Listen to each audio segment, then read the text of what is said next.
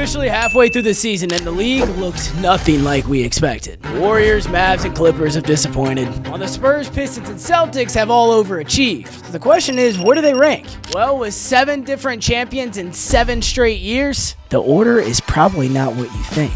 Let's get it. Welcome back to another edition of the Hampton Show. Joel, how are we feeling today? I'm not feeling the best, man. I'm really not. The Knicks lost to the Sacramento Kings last night. I mean, listen, man, it's still a long season ahead. They got a lot of time to figure things out, but where we stand right now, I mean, they look like a big pretender. I've never seen someone turn on Karl Anthony Towns so fast, but hey, the way he's playing, I don't blame you. Today we're ranking all 30 NBA teams halfway through the season. But first, we're going to play a game called Keep or Trade, where I name an NBA player and Joe is going to tell me if his team should keep or trade him. First one up is LaMelo Ball. Keep. I think you need to see it through and see all of them fully healthy. I mean, when they've been fully healthy, Miller, Canepo, LaMelo, they've been good. And Diabate has been one of the better role players in the league, not spoken about enough, but really rebounds and plays defense. I just think that there's no point to trade LaMelo now. You know, you got to at least try to hope for health and see if they can make a little bit of a play-in push. 100%. Keep for a different reason. It's because of this Trae Young and Ja Morant market. Ja Morant deal is going to happen very, very soon. It's going to be similar to Trae Young. LaMelo Ball, whether you agree or disagree with it, if they were to trade him right now, the package would look very, very similar. I think the Hornets are in a good position here. Everybody knows that the future of this franchise is around Canepo and Brandon Miller. And you go into the 2026 NBA draft that's loaded with athletic young guards. So they could, 1, find his replacement in the draft, but 2, just wait till the summer to make it. I think they should keep him right now as well. Second guy, Michael Porter Jr. I think he should get traded. His value is sky high right now. He's averaging an efficient like 27 points per game. And I really feel like there's a couple of contenders that could use him. Even if the Nets get a first-round pick, the dream scenarios are getting 2 firsts for MPJ. I think that's a win for them. Yeah, trade. Cash in just like you did for Mikal Bridges. It's got to be the exact same. Love everything you said. Anthony Davis is the next guy. It's kind of odd. You know, I'd say, yeah, if he was healthy, but he has a torn ligament in his wrist. There was kind of weird reporting on that. Some reports said that he'd be out for an extended amount of time. Then he came out and rebutted those reports and said that, you know, people be lying. So who knows how long he's really going to be out for. But I would just imagine that teams are deterred from trading for him because of that, you know. And I think if you're the Mavericks, you're not going to take scraps for Anthony Davis. At that point, you'd rather just keep him on the team. Yeah, the injury happened at the absolute worst time it could occur because it has deflated his market. They want to trade him. They just can't trade him. So for that reason, I'm going to say keep as well. Trey Murphy, next guy. I'm going to say keep. He's playing really well, and I feel like he's one of those players that he can fit around anybody. So if the Pelicans want to continue building this thing around Zion, if they want to build this thing around Derek Queen, who's shown some flashes, but who's hit kind of like a rookie wall as recently, I think Trey Murphy is a perfect complement. So it wouldn't make much sense trading him. I'm going to say trade just to get some of the draft capital back that you lost, specifically in that Atlanta deal. I know you're not going to get that specific pick back, but they need all the picks and stuff they can get to hopefully tank and, you know, find another direction. So I'm going to say trade. Lauri Markkanen, final guy. He stays put. His contract is too massive. Teams are going to have to trade a couple of assets, like really important ones. MPJ is a perfect sweet spot because he doesn't have the amount of years producing like Lauri Markkanen, but I do think that they're similar players, and he doesn't have his contract. He just got extended. Lauri did. So I think that is too much of an investment to trade for him. I'd rather just go get MPJ. Yeah, I agree with that. I think the number 1 contender before the season started was the Detroit Pistons, and they're not going to make a move like that sitting atop the Eastern Conference. So I agree. Keep them. Let's get into the next segment. There are trades that happened 1 year ago. Some of these are from the summer. Some of these are from last year's deadline, but I think it's important to look back because looking ahead, the deadline is just 3 weeks away.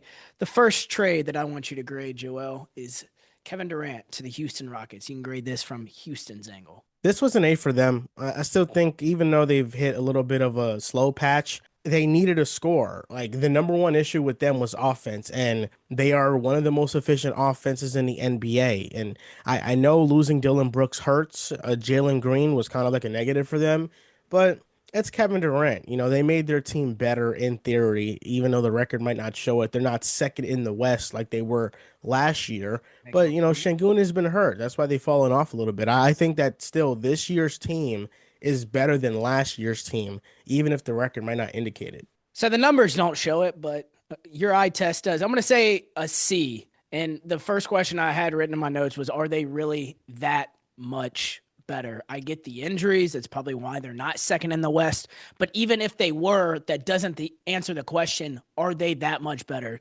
This time last year, there were the 2 or 3 seed. Now they're struggling to stay in the top 6. And I get Fred is hurt, but Reed Shepherd has been good enough to be better than you are right now. Playoff wise, you can argue the ceiling is higher. I have yet to see it. So I'm gonna say a C. And maybe if they make a run this postseason, they could change my mind. Next one, Desmond Bane's the Orlando Magic. I think this has been a solid B. Orlando's biggest crux is that they haven't played fully healthy yet. I mean, the amount of games where Suggs, Paolo, Franz, and Bane have all been on the court have been very low. So Franz is coming back soon. They'll be healthy again, and we'll see their full potential. But I think it was a huge need of theirs outside perimeter shooting. And this year they also got some nice contributions from Anthony Black and his breakout and ascension. So I think this is a solid B. You know, I think the Magic are playing some good basketball. I'm gonna say a C plus. They kind of lucked out with that 2026 Phoenix Suns first round pick. That was like the coveted jewel of that trade going to the Memphis Grizzlies. Obviously, both the Suns and the Magic are better than the Grizzlies. However, it's still a huge price to pay with all 4 of those first rounders out the door. That's why it's in the C range, but a C plus for me there. Jimmy Butler to the Warriors. Given what it's been, I think it's been an A. I mean, it's the best possible trade they could have had. I mean, last year they made the trade and then they were one of the best teams in the West and they could have maybe made a conference finals push if Jimmy Butler didn't get hurt and neither did Steph. And then this year, like they're trying to fight to be a top 6 seed. I don't think it's a Jimmy Butler problem though. He's been efficient. He's played his part.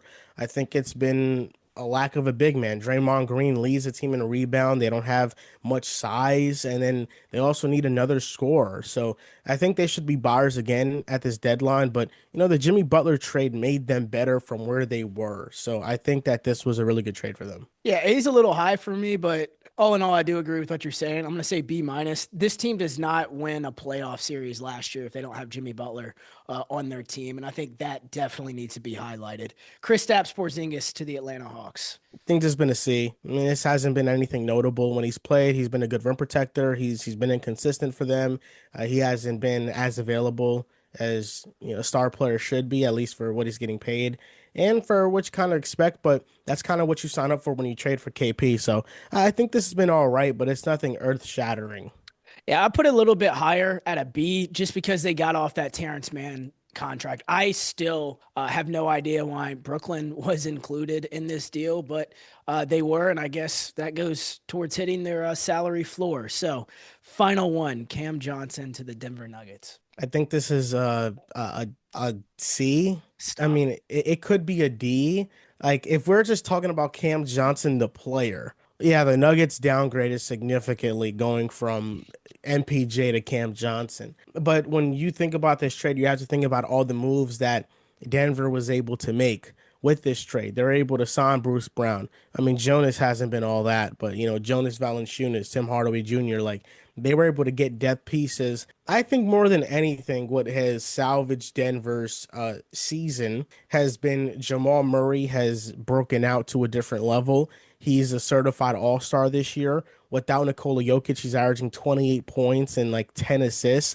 So he's a double-double machine. He's proving that he's not just a byproduct of Jokic, that he can very well hold his Canadian self in the league. And then Payne Watson breaking out to this degree, like nobody saw that. So there are a couple things that have happened for Denver this year that have been a saving grace for them. But Cam Johnson, he never was really able to get into a rhythm. Then he got hurt. This is a C. This is a B plus for me, and it's not even close. You said my answer without even me saying it. It's not about the move straight up MPJ for Cam Johnson. It's about all the other shit that they went through to get better. This team's sitting at second in the Western Conference. They went 7 games with the Oklahoma City Thunder last year, and they found a way to get better by making this trade. Honestly, I'm talking myself into an A. I'm going to give it an A. Michael Porter Jr. has been great for Brooklyn, but Tim Hardaway Jr., the addition of him has been huge. He has averaged 14 points a game and a career high 41% from three. That is amazing numbers and has been perfect around Nikola Jokic. I think, yes, Cam Johnson has been underwhelming. However, Peyton Watson has gotten a bigger role and gotten the opportunity that he has because Michael Porter Jr. is not there. They didn't just luck into these things after They not did. yeah, they did not luck into it. I mean, Tim Hardaway Jr. was a good signing. They don't have him unless it was trading Michael Porter Jr. It was a move to make. You get a similar player in Cam Johnson. MPJ is a better player, but you get him for half the price. That was the crux of this deal, and that's why it's an A to B for me. The only saving grace about this trade is that they were able to make moves outside of Cam Johnson. I mean, if we're just talking about Cam Johnson, the player, versus MPJ, I mean, this would be an F. Joel, they did two things. They saved money and got better. If you can do that with one deal, that is a win. I don't understand how this doesn't comprehend. Like, part of the reason that Payne Watson's able to get minutes and break out is because Cam Johnson has been unavailable. He has not played.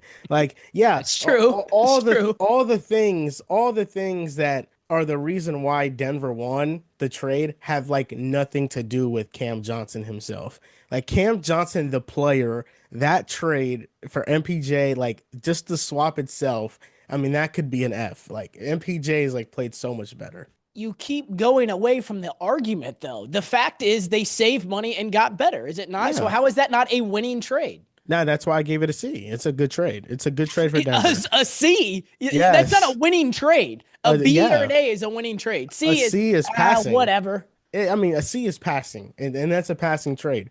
If Cam Johnson was playing better basketball before he got hurt, then this would be a B or maybe an A.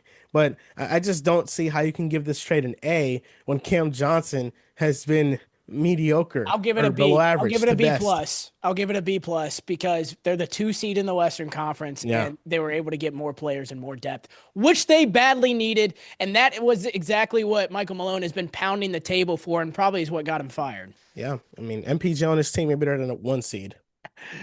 Let's move on to the title of this video, ranking all 30 NBA teams halfway through the season. We're going to start at 30, kind of speed run through the back end of it, and then slow down once we get towards the top.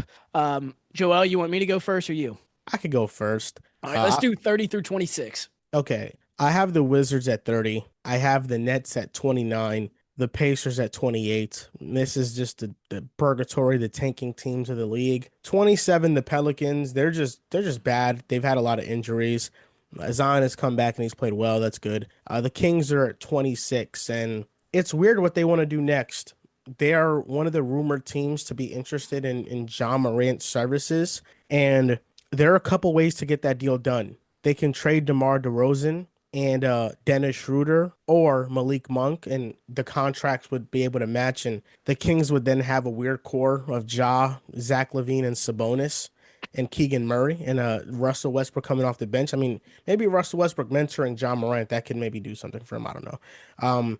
Or they just trade Zach LaVine for John Morant. It's kind of like the contracts work just in that in itself right there. Speaking my mind. So they have a lot of avenues to like get a trade done. It's just not a lot of attractive assets going back to Memphis that I think they would want.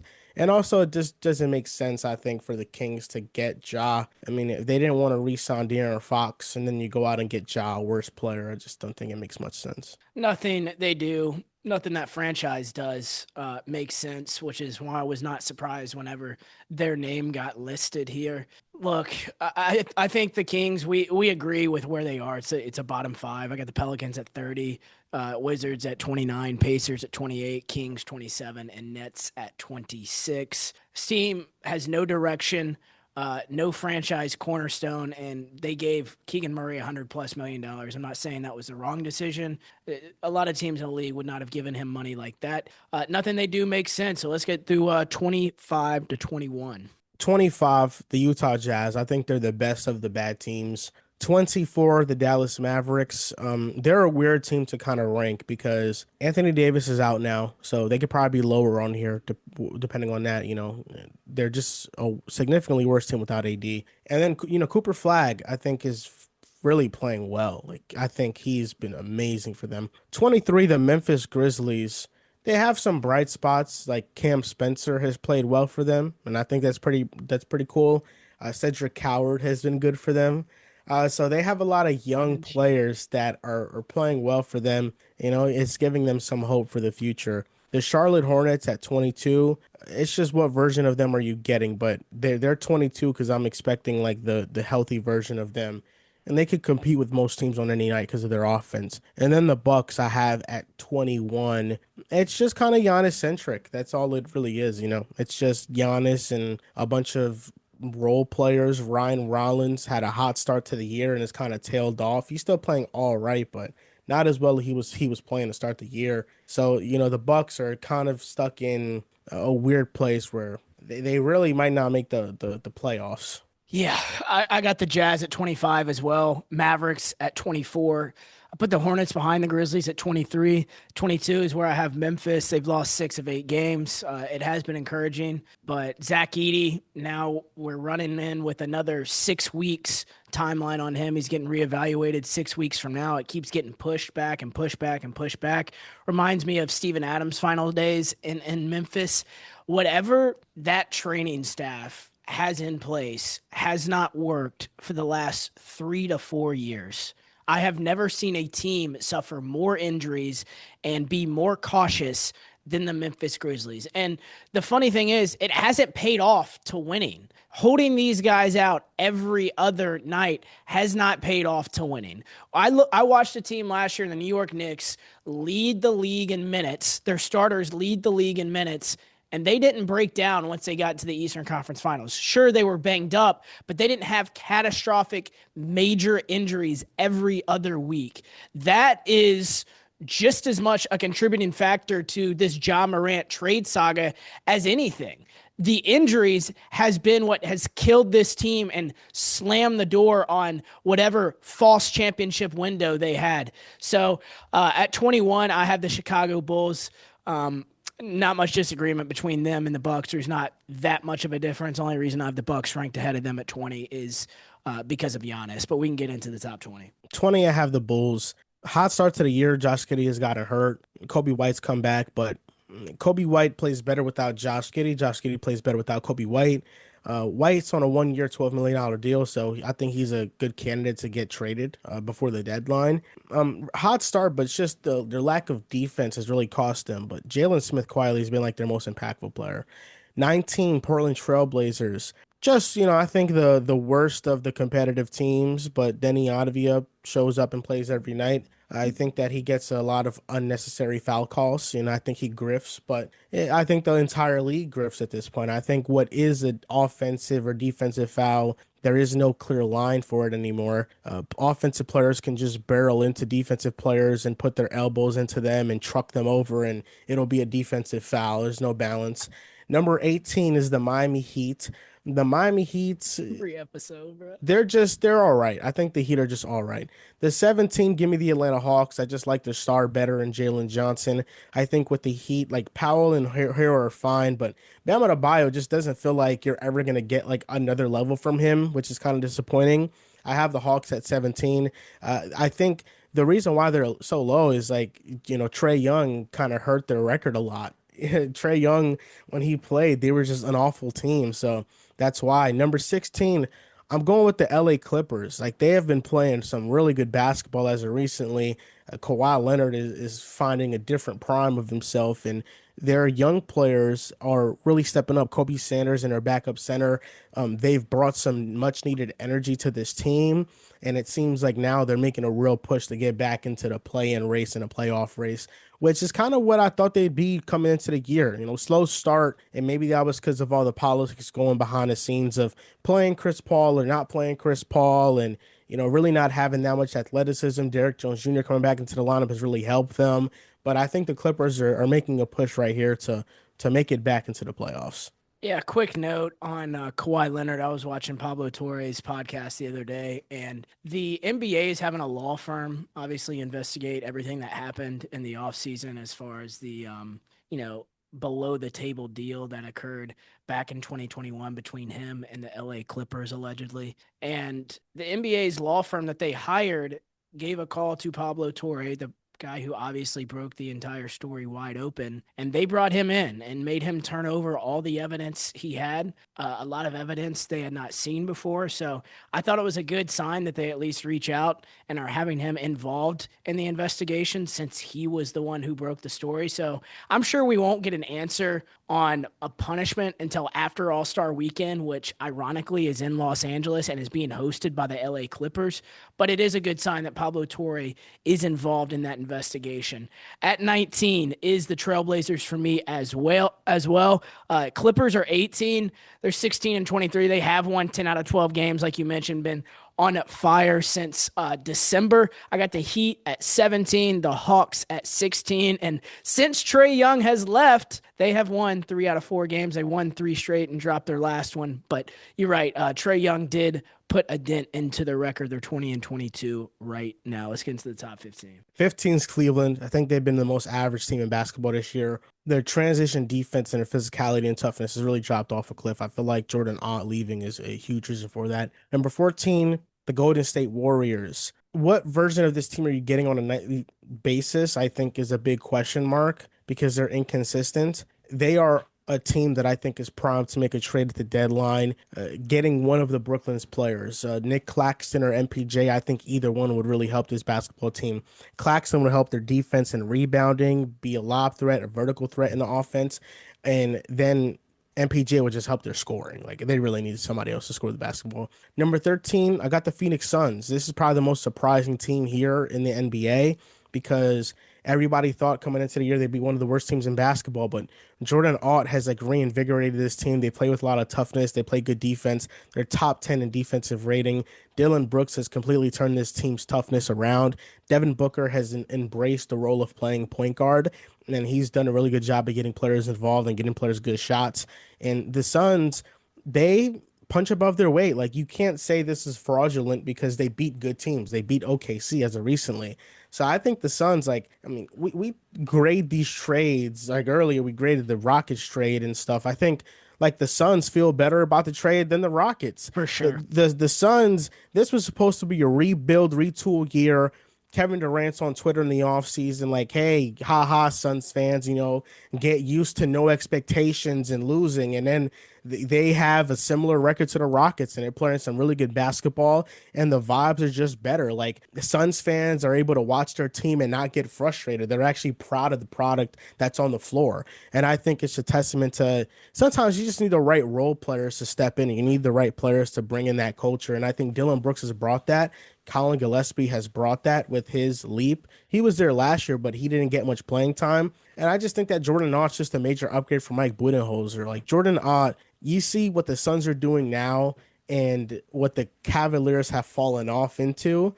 He probably had more to do with their success than someone like Kenny Atkinson. Yeah, that's an interesting angle on it. The Suns have been an absolute Cinderella story, and I agree with everything you said there. At 15, I have the Golden State Warriors. It's the definition of a middle of the pack team, in my opinion. 14, the Magic. 13, the Cleveland Cavaliers. They're an absolute mess right now, and I could put them lower. Whenever you're in a territory where DeAndre Hunter is getting benched and wants out, that is a problem whenever a role player does not want to be there anymore. And it shows kind of inside their locker room, or maybe his relationship with Kenny Atkinson has frailed. And I don't know if, the first year Kenny had all these guys' attention and now it's kind of gone on deaf ears, but something has definitely happened inside that locker room that we do not know about. I have the 76ers at 12 and the Toronto Raptors at 24 and 17 at number 11. I think the Raptors have been a pleasant surprise in the Eastern Conference. They've taken advantage of how bad the bottom half of this conference has been. And hey, a lot of people made fun of them whenever they made the Brandon Ingram trade and the RJ Barrett deal and all that gave Emmanuel Quickly that contract. But right now it has paid off, and they've been able to take advantage and be a top 4 team in the Eastern Conference. Number 12, I had the Lakers. I think they're the Bucks of the West. I think they're a team that has a star player in Luka, and they really don't know how to properly build around him because they don't have the That's proper completely assets. unfair.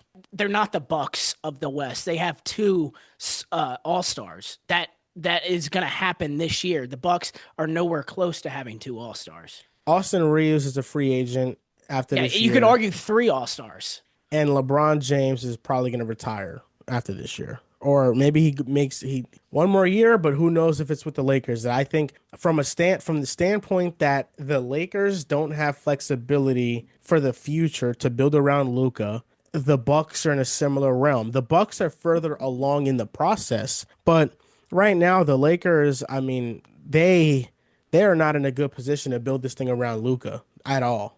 They're not in a good position, but the Bucks are in hell. There is a difference between these 2 teams. Lakers at least have talent on the roster. The Bucks, outside of Giannis, have none of that. I don't see really any similarities between these 2 teams at all. Well, I do. I mean, I think Reeves is the talent, right? If he's going to be Luka's running mate, What's the LeBron, Bucks version of that? Ryan Rollins? Like, what are we doing here? Where's sure. LeBron James on that roster? Like, there's The nothing. the role players on the Bucks, I would argue, are better than the role players on the Lakers. The Lakers have a first-round pick in their future. The Bucks do not. There's another difference. Yeah, no, but I think that the Lakers are the Bucks of the West. I don't think they can really build around their star player. They like of all the stars in the league, SGA, OKC, Jokic, Denver, Wemby with the Spurs, like Luca, Lakers, and Giannis, Bucks. They're at the bottom half of that in terms of like their teams being able to actually build something around them. Like, how much do you trust their team to build a championship contending roster? You're grasping at straws here. Like, oh yeah, listen, They're the just Lakers got not. this, got this. Like, yeah, the Lakers compared to the Bucks, yeah, they probably have a little bit more, but are either of them championship contender teams? No, they're not. They're not competing for no Not this year, but championships. like you said it yourself, LeBron James is retiring. That means $60 million is falling off the books this summer. And how much do you pay Reeves? I don't know. Do you want to repay him? Do you want to move him? They have flexibility here. They can make decisions. It's not a bad thing to have that much money fall off the books, Joel. Ironically, in the I same think time you want to pay your co-star or move your co-star. it might be because the free agency class, I don't know if you've seen it this offseason, it's not good. The building around Lucas starts this summer, and we all knew that. Their hands are tied for this season, sure, but they do have moves they can make to get out of this. Not that many. Not that many. More than the Bucks. Probably 5x the Bucks. I don't know, maybe 2x at most. It's not that much. Yeah, what are the Bucks going to get Ja Morant? That's a worse version of Dame and Giannis. Hey, getting John Morant, if they could get him for nothing, that's actually not that bad of a move. Of The course. Hey, Sixers, by the way, I just want to say this. I purposely have not included a Grizzlies Ja Morant segment in this because he could get traded today. He could get traded tomorrow. Who knows? He's actually overseas.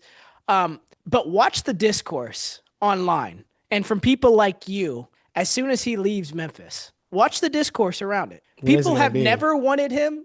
Oh, it's gonna turn from negative to positive so quick, and I can't wait to sit back and watch it. Oh, for that deal, you know what? They bought low. Maybe he could. I think he can fit in Miami. I think in Milwaukee, yeah. I can see that being a good move for him. I think he's going to find his footing there. It's always been, ever since he got drafted to Memphis, they wanted to pluck him out of Memphis, and it's finally happened. And the discourse is going to completely change around him. Like, he's not averaging 19 points a game and has the second worst true shooting percentage in the entire NBA for players who play more than 25 minutes. Watch the discourse change on that. I mean, it just did with the Bucks. It just did with the Bucks. I thought you didn't include any Memphis topic because I've been right on them all along. That's why I thought you didn't include any of that. Am I going to change my tune on John Moran? Absolutely not. I think he is who he is as a player. He doesn't move me at all. If a team is able he just to trade did move for you him, with the Bucks. He just did 5 minutes ago. if you're able to get him for Kyle Kuzma and Bobby Portis, why not? That's why. I mean, they're not trading anything of value to go get him. Like, if a team is able to get him for nothing, then yeah, why not take the Take Bobby risk? Portis for him in a heartbeat. Miami's not offering anything close to that. Please, please, So man. you would beg for Bobby Portis and Kyle Kuzma. Have you seen this market? Do you see what Trey Young just went for? And McCollum, Corey Kisper's not that bad. Okay, yeah, I forgot that was your angle last week. Okay, Yeah, it's not that terrible for the Hawks. I mean, listen, I mean, John Morant, if he gets traded for nothing, then I think it's fine. I don't think it's a big deal. yeah. Nobody should expect him to go back into being a star. The Miami shit is so ridiculous. And sorry, we continue to talk about that because everybody's like, you know what? Heat culture. Pat Riley will get him right. He bought a house down there 3 weeks ago, and it was before any of this heat shit started. He is one of the biggest partiers in the NBA. It's a proven fact here. He has found strip clubs and places to go here pretty much every time he's back in town from the NBA. Having Miami at your fingertips is not going to change his habits. If anything, it's going to make his habits a lot worse. And going in and seeing Pat Riley sit at the other end of the table is not going to scare him straight. That's not going to. I think Miami was probably the worst possible spot for Ja Morant. And I have a 7 foot by 7 foot tapestry of Ja to the left of me. I'm a fan of his, but I don't think it would be good for his career to go to Miami. But watch, the discourse will completely change. And that's what is going to unfold over the next 2 weeks when he gets traded. Maybe just send him to Milwaukee then. It's probably doesn't have to worry about much there. That's at least interesting. Like John Giannis, I would tune in to watch. I don't think it'd work, but I'd tune in. I got the Sixers at 11. Getting Paul George back, he's playing really good defense. Their backcourt's amazing. Joel Embiid has been healthy and really balling out. This is a team that I could have them higher. I just need to see them do it for a longer stretch and healthier to be completely sold on them, but they're creeping into my top 10. Yeah, I'm glad we both have the Sixers right outside of the top 10. I'll go ahead and get into my top 10. I got the Suns at 10. Like I said earlier, Cinderella story of the NBA thus far. I got the Lakers at 9. Comparing them to the Milwaukee Bucks is completely and utterly blasphemous. There is zero to little similarities around them. This summer is the summer they're going to build around Luka correctly. They could only do so much this season, and I can't wait to see what they do. So, Rob Pelinka, every time that people try to crucify him, he pulls a rabbit out of a hat. He did it with the Luka trade, and I can't wait to see him do it again with how he builds around Luka. Boston Celtics at number 8. Even though they dropped 3 of their last 4, I think they're still just in that Cinderella category with the Phoenix Suns. Nobody expected them to do this year, and they have. Houston Rockets are at 7. Ime Udoka ripped Alperen Şengün and Jabari Smith and everyone else after one of their recent losses. He said, you take a 37-year-old out of the game for 3 minutes and you lose a 13-point lead, 11-0 run. We don't play with any aggression or confidence. We are mentally weak. And obviously the 37-year-old he's referring to is Kevin Durant. They're having problems with him off the court. That's because of the depth they gave up in the deal with Phoenix. I got the Timberwolves at 6. Gobert got suspended for flagrant foul points recently, and that's something to keep an eye on because every flagrant he gets from here on out, we're only at the halfway point of the NBA season, right? So every time he gets a flagrant foul, he will be suspended for 1 game. So definitely something to keep an eye on there because he has been crucial to that defense in Minnesota. Orlando is number 10 for me. Why? I think they're just finding their footing. I think they have a lot of talent and they're getting Franz healthy. They're 4 games over 500. Yeah, because they've been hurt. I mean, Franz has been hurt for most of this extended period of time, but he's their best player, like I've stated multiple times. So if you don't have your best player on the court, you're going to take a hit. So I got the Magic at 10. I got the Raptors at 9. I think they're playing some really good basketball. I think they all complement each other really well. I think at the very least, they're a top 10 regular season team. Number 8, the Boston Celtics. They played really well this year. Jaylen Brown is like the headliner of this, but it's really been their young players and their role players. Anthony Simons off the bench, Payne Pritchard contributing, Queta breaking out, Jordan Walsh defending, Hugo Gonzalez defending and playing with energy, like Baylor Schallerman hitting shots. Like I think Boston Celtics just their depth more than anything has been a big reason why they've been able to be at the top of the East, along with Jaylen Brown's ascension. Number 7, the Knicks. I just think that they look lethargic right now. They don't look that like a good team. Doesn't look like they're bought into Mike Brown all that much. Karl Anthony Towns this year has as many games without a three this year as he had all of last year. And we're not even halfway through the season, or we're probably like at the midway point. So I think Cat, I don't know, he just doesn't look bought in. Offensively, he's been worse this year. And then defensively, we know what he provides. I mean, he provides little to nothing. So I think the Knicks, like they have suffered from some injuries. I think the Josh Hart injury was bigger than we anticipated, but it's been a big thing. Number six, the Rockets. I think they have had stretches of looking elite and they have had stretches of really falling off. And I think that Ime is right. You know, they can't rely on Kevin Durant to do everything for them. I mean, he's supposed to be the cherry on top, not the entire foundation. They have their foundation and they're the ones that are supposed to step up and propel this team forward, and it really hasn't been the case. Yeah, it's interesting where you have the Knicks. Feels like I keep watching the same movie over and over and over again with Knicks fans. It's okay, last year, everybody, let's get together. Who are we going to bash? Okay, it's going to be Josh Hart. He gets injured. You guys finally realize how important and what a glue piece Josh Hart is for this team and are thankful that he is coming back, and the results have showed. Now it's okay, who are we gonna bash now? Well, Tom Thibodeau got fired, can't be Mike Brown yet. It's going to be Karl Anthony Towns. I understand that the Knicks are not playing the greatest right now, but I have them at number 4, specifically in front of the San Antonio Spurs. The Spurs are at 5 for me. It's because De'Aaron Fox, Stephon Castle, and rookie Dylan Harper have struggled in recent games. I think that's something to keep an eye on there. Maybe overlap has something to do with them struggling in the past couple games, but we shall see. Definitely a top 5 team. One of the great stories of the NBA season are the Spurs at 5, Knicks at 4. I think the owner expects a finals run for them. Obviously, went on the record to say it, and I still expect that despite their struggles as well. Getting into my top 3 is the Denver Nuggets at number 3. I talked about Tim Hardaway Jr. Before, but he's come up huge, especially in the games Jokic was out. Detroit Pistons at number 2. Something to look for them at the deadline is they have a $14 million trade exception they can use before it expires in July. They should be looking for just a little bit of shooting help around Cade Cunningham there. So keep an eye out for Detroit to make a move on the edges. It's either use it or lose it for that trade exception. Number 1, this is easy. Oklahoma City Thunder at 34-7. They had that 6-6 stretch, but bounced back and won 4 straight games. See, I don't know why you think that Knicks fans just don't know what they're talking about when it comes to Karl Anthony Towns. I didn't As say if, that. I said they come together collectively and they bash a person. It goes from Tom Thibodeau to Josh Hart to Karl Anthony Towns. That's all I'm saying. I mean, all those things were warranted. Josh Hart didn't shoot the ball well last year. Tom Thibodeau played players to the ground.